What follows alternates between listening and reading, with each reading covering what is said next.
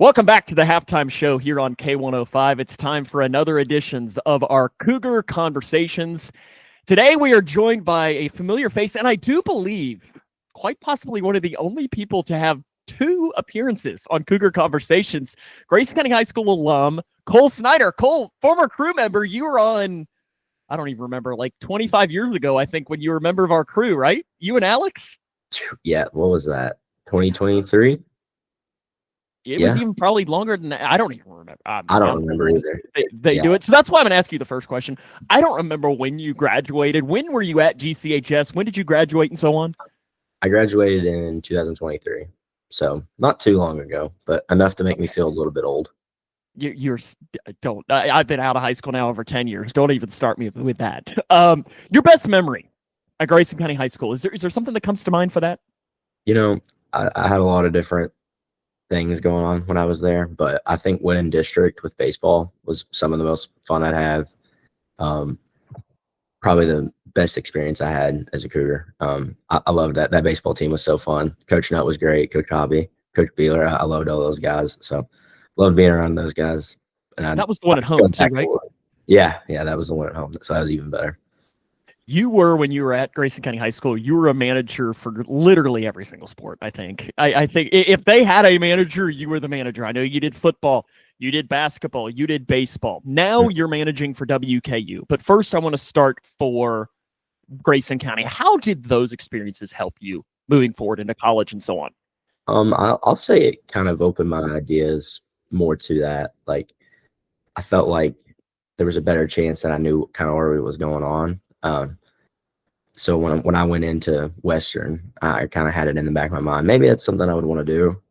And I got a good opportunity given to me and went down there and just was kind of already knew what to expect and lucked out and been doing it since. I remember you came to us in, what was it, like March or April of your senior year, where this kind of came to fruition, like it could have been a potential for you. How did it come about, and how did you become a manager for the WKU football team? Yeah, so I started as a sports management major, and I had a meeting with one of the program directors, Dr. Stacy Forsyth, and she was just giving me a tour, and we ran into our director of player engagement now. I don't know, his title changes up. It's Justin Brown. He's a great guy. Love him to death. Ran into him. He's doing class checks, and they're like, hey, he works with football. And so I talked to him for a minute, and he's like, yeah, give me your name. I'll write it down. I'll tell our equipment guy over there, and I'll let him know. So I emailed him, and they're like, yeah, we got your name from JB. So kind of got my in there. But now we have opportunities for kids that want to come to Western. We always post stuff on social media. We'll send out an email to everyone that is on campus. So if you have a WKU email, you'll get an email asking if you want to come work for equipment. Happens about once a year, maybe twice a year. So that's how I got in. But now we're really good about going out and trying to get people. So there's a lot of opportunities. I don't think people have any idea what goes into equipment staff. Oh gosh, no. For a football team. What's a day-to-day like this time of year? And let's say non-game day. So maybe you have a game on a Saturday. What's Monday, Tuesday, Wednesday, Thursday looking like? All right, so we game on Saturday. So next week, that's what we'll have. We'll have New Mexico State this next upcoming Saturday. So Monday is kind of like a light practice, kind of like more so like a corrections day. Nothing crazy. They'll be out there for an hour, but just during the day, we're doing laundry, getting things ready. Most of the time, we're known for our helmet decals and known for all of our different uniform combinations. So usually switching some of that stuff around, like we got to switch a lot of our stuff to the stuff we're gonna be wearing this week, and then got some good stuff lined up for Middle Tennessee. So got to start getting that ready. Then of course got LSU coming up, so then we'll have that, and then Tuesday and Wednesdays are kind of our heavy days of practice. Those days we're full pads, so kind of same deal. Gonna go out there, practice for 2-3 hours, full pad. Still just getting stuff ready throughout the day, laundry, because they'll lift during the day. So I mean, with me having class, it's kind of good for my schedule because I'm not in there as much, but we've got a head guy, Charles, and our assistant Michael. they're in there from probably 8 o'clock, and then they'll leave when practice is over. So they're usually getting out of there about 6 or 7 o'clock. So 12-hour days most of the time. And then on Thursday again, if we're traveling, or Thursdays, our truck leaves out most of the time. We're still just kind of got a lighter practice, getting more stuff ready, taping shoulder pads, doing the whole thing, getting the locker room ready. Same deal on Friday, getting the locker room ready even more, especially if we're at home. Just a lot of preparing and getting stuff set up for a game, and then whenever it's over, it's like, all right, let's do it all over again. Just not a lot of downtime. You mentioned a home game that's coming up. Yep. What's a day home game look like? I think you mentioned New Mexico State. I believe that's even homecoming, I think, or I could have completely made that up. I know that really has no impact on you at all. I think it is. Listen, I'm the actual alum on the broadcast, so I probably should actually know when homecoming is. Clearly, I'm doing a great job. But what's a home game day like for you? Yeah. So if it's a 6 o'clock kick, our guys, we're usually rolling in there about 11:30, and we'll have like a meal brought in for us. Everybody will eat. Some of us kind of get there a little earlier than that because none of us really have anything better to do, so we like getting there early. We'll roll in, eat, set up the locker room. I'm kind of over our communications for game day headsets and everything. So, I get that set up, I get that all tested out. Pretty much just getting everything catered to the players, having all their stuff that they need for pregame ready, their compressions, their socks, everything that they're going to want, because they all change their mind at a drop of a hat. Kind of have to know who, like, all right, this guy's going to ask for his 14th pair of socks this year. Well, actually, this week probably. But just a lot of getting things ready before they know what they're gonna, what the guys are gonna ask for. Pretty much what I'm gonna say. So just kind of trying to predict where they're going with things before they even ask. You didn't have to call Grayson Chaffins out like that. Was he the one that would change your socks all the time at Grayson County High School? No, there were some guys that would lose their socks. I remember Coach Jones. He'd start charging kids. He'd be like, "Hey, you lost your socks. You're gonna pay for another pair." So I respect that. I respect that. We're recording this, and you had just gotten back in the middle of the night from Louisiana Tech. Yep. The Tops, huge win for WKU last night. Wild game. I watched just about every single second of it. I'm one of the ones that likes the midweek games because I actually get to watch it then. But a road game, like, we can use Louisiana Tech as an example. When do you all leave?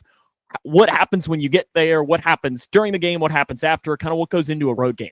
So I'll back it up a little more. So typically our assistant or our director of equipment, they will leave out on Thursday if it's a Saturday game, and they're flying down there. One of our interns, Daniel, he'll drive them down to the airport real early Thursday, like 4 a.m. They'll fly down there. They'll go with the guy I was talking about earlier, Justin Brown. They'll go down there with him, and they'll set up the hotel. They'll start setting up on the locker room because we usually send a student on our semi truck as well. So they'll start getting all that stuff set up and ready to go. And pretty much they're just waiting for when we get there, because then on Friday we'll have a walkthrough in the morning, and then if we're driving, we'll leave after that. But then if we're flying, we'll drive over to Bowling Green Airport, go through a little TSA, get on the plane, fly out to wherever we're going. So like we flew out to Shreveport this time. Stayed out in Shreveport, and when we got there Friday, there's really not anything we do. We just unload the stuff that we had on the plane, get it to the rooms, get all of our stuff to our rooms, shower, go to dinner, kind of, Fridays are our one day that we kind of get to chill a little bit because there's not a lot to do. So we all sit in the hotel room, hang out, if there's somewhere to go. Like when we were at Missouri State, we went to Topgolf. A lot of just trying to be together as a group. And locker room's ready to go. The next day, say kickoff's at 6, we're getting over there at about noon. Try to get there 6 hours before kick, and we're setting things up, and kind of same deal as a home game, doing shoulder pads, trying to read guys' minds, which is very hard to do. Testing all of our helmets and headsets, and we travel with a smaller group, so you got to do more work because you don't have as many guys as you can rely on. And then you get to the game time. As soon as the game over, you have probably an hour to 50 minutes to load everything up and get out of there. So as soon as that final final horn goes off. We are, last night I think I celebrated for about 15 seconds. Threw my headset off, celebrated for 15 seconds, ran on the field, got excited, and I was like, "Oh yeah, okay, we need to go." So sprinted up to the press box, broke down the press box, came down, started helping in the locker room, and I think we drove all the way back to because we played in Ruston. We flew out of Monroe coming back. So we drove to Monroe, got on the plane, and then I think we landed here last night at like 2:30, something like that. I don't know, 3 o'clock. And then I'm wired. I can't go to sleep. So I think I fell asleep at 4:30. Now, do they still do it to where, this is not something I was planning on asking, but when the team gets back, no matter what time it is, they shoot fireworks off? Is that still a thing or no? I guess not. No. Because when I was there, the tradition is that if the team got back, if it was, 3:30 in the morning, they would shoot fireworks off if they had won. So I didn't know whether that was still a thing or not. So I guess it's not. Interesting. Well, we need to bring that back. Bring it back. I guess I'm an alum. I could be the one that could. No, I can't foot the bill for that. I was going to say, we're going to need you to foot the bill for that. We'll get, I don't know. We'll figure out something else. Another WKU alum can foot the bill for that. Yeah, well, I don't know that Zach actually graduated, so I don't know that Zach was just there for part of it. I love that we're name dropping now, and people are like, who? What?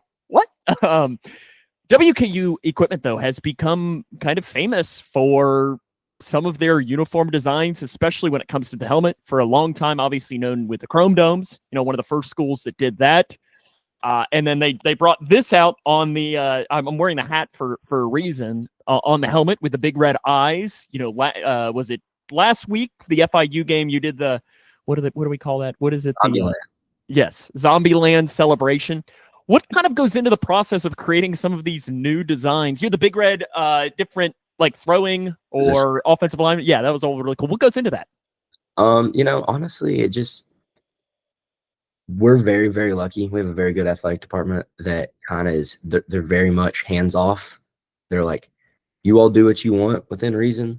Just don't do these couple things. And we do not care what you do. As long as it is appropriate and goes within our brand, we don't care. So we get to kind of get a little crazy at times and do what, like the Zombieland. That is not something that I ever thought would see the light of day. And here we are. We wore it. Unfortunately lost, but we wore it, and it did pretty good in the media. But it's just kind of a lot of some of us sitting around sometimes and be like, what if we did this? And we're all just kind of like, yeah, no, I don't hate that. And then we start testing some stuff out. We have a decal company to work with, maybe get some samples from them, see how it looks, think what Mr. Todd Stewart thinks about it, Coach Helton as well. And they're usually like, well, do the players like it? Yeah. All right, do it. So we're very, very fortunate in the fact that we get to be very creative in what we do. And a lot of it is just as simple as, hey, let's do this. And, we've always got more stuff up the sleeve, get some stuff planned, especially for this year.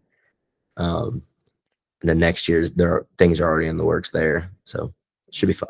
Oh boy. It sounds like a tease you're dropping on this. We're excited about that. This summer, you had a really cool opportunity to intern with the Tennessee Titans. Yep. What'd you do? So I was equipment down there as a training camp equipment intern. Wasn't really a typical training camp equipment internship for a lot of people because we spent 10 days on the road, which was interesting. It was fun, but is different. It's hard working out of a hotel for 10 days, 2 different hotels for 10 days at that. We spent 2 or 3 days in Tampa and then spent about another week in Atlanta. So I worked with our receivers position group, Coach Tyke Tolbert, and of course Calvin Ridley, Tyler Lockett, Van Jefferson, Alec Manor, Chamari DK. Love those guys. I like that you can name drop now. Oh yeah, those are my dudes. I love my receivers. Restrepo, of course. I love my Restrepo as well. It's a lot of fun. It's definitely, I'll say, the NFL and college from an equipment standpoint are a little similar, but honestly at the same time they're polar opposites. Like college is so much more like, you have freedom to do this on a design, and NFL is just so much more structured. Like they're like, all right, we designed all this stuff for you, just order it. It's just like, they kind of do everything for you, and you just guess it's kind of nice in a sense. They get a little more time off than we do too. So I mean, I guess it's nice. I like college better. I'm a college guy. I like doing things. I like doing things myself. But no, it was really fun down there. It was a really good experience. And our guys at the Titans, Joey and Jerome and Matt and Trey, Justin, and Jordan, really good to learn from. It's nice because some of them were kind of close to our age, so they came from the college scene not too long ago. Jordan was the only one I didn't really like because he's an MTSU guy. So Oh my. graduated quarterback. Oh my. So we had our differences, but no, Man, he's great. that's more than differences. My goodness. I don't know how you even handled that. That's Yeah, the problem. It's hard. I know you told us a story, and I'm not asking you to share this story, but I think it allowed you to learn the human side of these NFL coaches and so on. And I know obviously the Titans had a change in the head coaching position. How did learning the human side in the NFL, do you think that's going to help you? Not even if you stay in this or do whatever it is, how do you think that's going to help you in learning that these guys, whether it's coaches, whether it's players, yeah, we look up to them, they're on a pedestal and so on, but they're really not that different than us. No. And everybody kind of always expects, oh, you meet an NFL player, that they're going to just be like Hollywood and act like they don't know you. No, they're the nicest. Like 99% of them are the most humble dudes you've ever met because they just know how blessed they are to be making absurd amounts of money to play football. They're just so happy to be where they're at. And, I see everything like Tim Boyle. Tim Boyle was with us. We cut him during the preseason. Everybody is so horrible to Tim Boyle. And I'm just like, dude, Tim Boyle was a great guy. Like, and it really does. Like for me, I will never personally talk bad about a player unless they just do something egregiously bad. But because you're like you said, it does bring the human side out to you, and it made me realize, like, dang, all right, yeah, they're not just athletes, they're people too. And I kind of had that from the college scene, but you see guys that they get yelled at and they're getting cussed out on Twitter every 5 seconds because they dropped the pass, and it's like, no, that guy's going through this, and like people don't even know. So like you said, like especially with Coach Callahan was wonderful to me, wonderful to us, in a lot of ways. And seeing him being let go, I hated for his sake, but that's the business. But I think he's a wonderful guy. Hated that he came from the Bengals, but we'll let that buff. Hey now.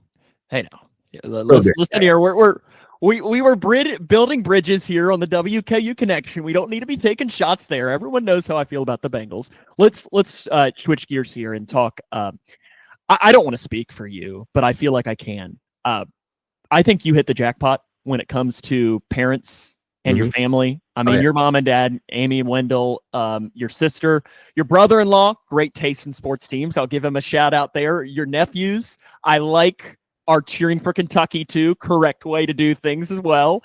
But your family, what have they meant to you in doing everything that you're doing? Because as you know, in these industries, days are long. It's hard. It's not always easy. How have they supported you?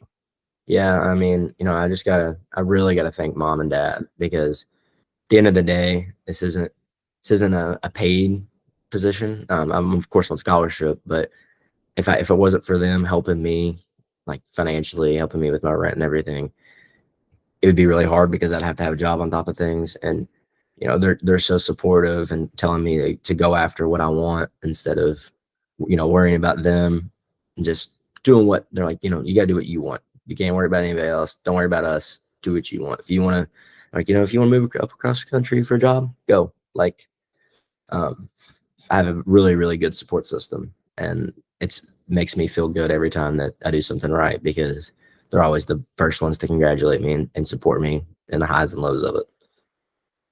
When you were at Grayson County High School, or even throughout your schooling years, were there a couple of teachers that stood out to you that really helped impact you? Into still to this day? Yeah. I had Brent Weedman. I loved Brent Weedman. He was a great teacher. I had him for some dual credit stuff. And, at one point I had him and I missed like 3 weeks of school because I was really, really sick. And he just was super welcoming and like, you know, easy on me because he understood how the severity of the situation. And it made me feel really good about it because, you know, I'd missed so much and I was so worried, and he was just like, it's all right. Like, didn't stress me out. And a really good teacher. I learned a lot in his classes. He's a big history guy, which I mean, I am too. I just loved everything I learned in his class. And I know he's retired now, but I hope he's enjoying retirement. I haven't seen him. And then, you know, other favorite, little subjective here, Chris Drake. Got to go with Chris Drake. Boy, really? You're going Big that Chris realm? Hey, Gotta love Chris Drake. He's one of the best. Is that how we're describing him? Oh yeah. I kid. We love Chris Drake. Are you all still fighting on Twitter? You, Chase, him seem to fight a lot on Twitter. I haven't fought with him in like probably 6 months or so. That reminds me. I'll find something tonight. Yeah, you got to get something to fire him up. Maybe the hardest question I have to ask you, because I think for a lot of people, they don't know the answer to this. Mm-hmm. What's next? You know, where do you hope to go, or is that a question that you don't know the answer to? You know, I graduate in May. There's a lot that can go into it. It's really just a matter of what comes open. I've got a lot of different avenues that I'm thinking about. I think athletics, maybe. I really like what I do here, but you know, the days are long, so I mean, they can kind of be a little squandering at times. But you know, we'll see. All I can do is just keep my nose clean, keep working, and we'll see come May what comes open. And maybe it's here at Western, maybe it's at Louisville, hopefully not at Kentucky. Well, you might have a new coaching staff at Kentucky, though, that could bring you in and get you some new opportunities. You know, you never know, right? I don't want to wear blue. It's a good color. It's a good color. I wear navy blue. I wear two-tone blue. Well, it's better than, like Titans blue. Is that what you're saying? Yeah, I won't wear royal blue though. I ain't wearing that.